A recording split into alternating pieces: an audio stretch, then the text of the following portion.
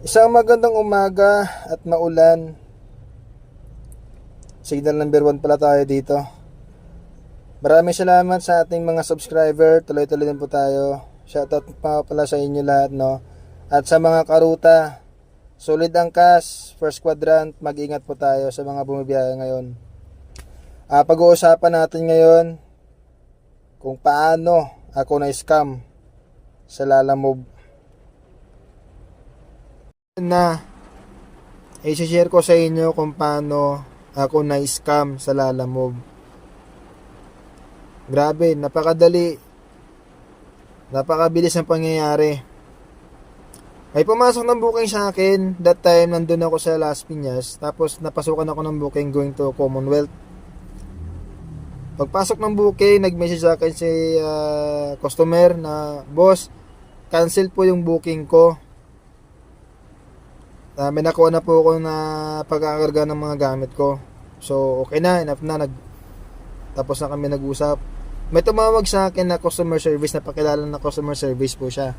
Hindi ko alam kung ito, empleyado ba dati ito ni Lalamove, or di kaya magaling lang po talaga siya na scammer.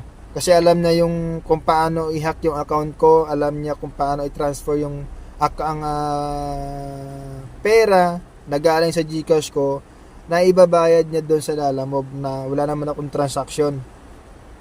Sa mga hindi pa naka-experience nito, eto, darating at darating to sa inyo na wag niyo ibigay yung code reference code number na doon papasok sa Viber nyo na hihingiin ng scammer o yung tatawag sa inyo na magpapakilala na admin ko mo siya, admin siya or customer service po siya.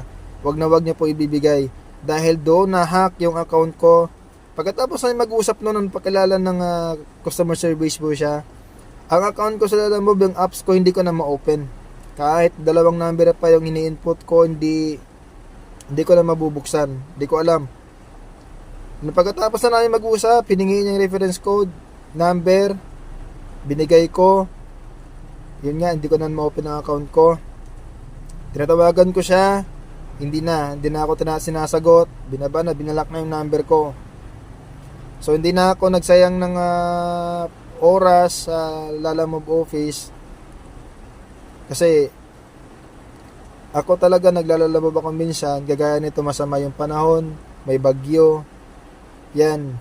Kasi apektado yung mga motorista, yung kagaya nito. Nagpo full time biker ako kay Angkas. 'Di ba? So apektado kapag ganito masama ang panahon. Makakabiyahe ka din naman, may pasahero ka din naman na makukuha sa Angkas, pero hanggang 2-3, lalo na pag long ride, hindi mo nakakayanan ng lamig, uuwi ka. Kaya sabihin natin na nakakaputi ka pa, naka full battle gear ka pa, di ka pa mababasa ng ulan, lalamigin ka. So apektado yung pagmamaneho mo, mamaya madisgrasya ka pa. Kahit sabihin natin na malaki pa inaipon mo dyan, doon lang mapupunta. Huwag niyong i-rest yung sarili niyo dahil lang sa pera, o di kaya sabihin natin na malaki pa pangangailangan mo. Sige, gumawa ka ng paraan. So ito yung choice na paraan, o di kaya ito yung choice na nahanap ko, si Lalamove. So wala, hindi ko pa napuntahan sa office dahil nga ganito ang nagpo full time ako kay Angkas. Wala pa akong oras sa pagpunta doon. Siguro sa mga sunod na buwan na, pagka may oras na, o di kaya mapadaan ako doon sa PTX, yan, ko-concern ko yan, yung ganyang pangyayari. Tapos may nag-message sa akin sa SMS na your payment to Lalamove has been successful. 200 ang binawa sa GCash ko na binayad ko mo sa Lalamove. 'Di ba? Napakagaling na scammer. Paano niya nakuha yung laman ng GCash ko na ipangbayad doon sa Lalamove? Kahit na wala naman akong transaction sa Lalamove, wala akong utang, wala akong balanse, wala akong pagbabayaran. Nakuha niya yung pera ko sa GCash na ibinayad doon sa Lalamove. Diba? Siguro ano to, yung mga dating admin ng Lalamove na wala na sa serbisyo, kaya alam nila kung paano gawin. Tapos nung Webes, may nakausap ako na Lalamove driver, L3 yung gamit niya. Tinanong ko sa kanya kung naka-experience na ba siya ng ganong pangi-scam.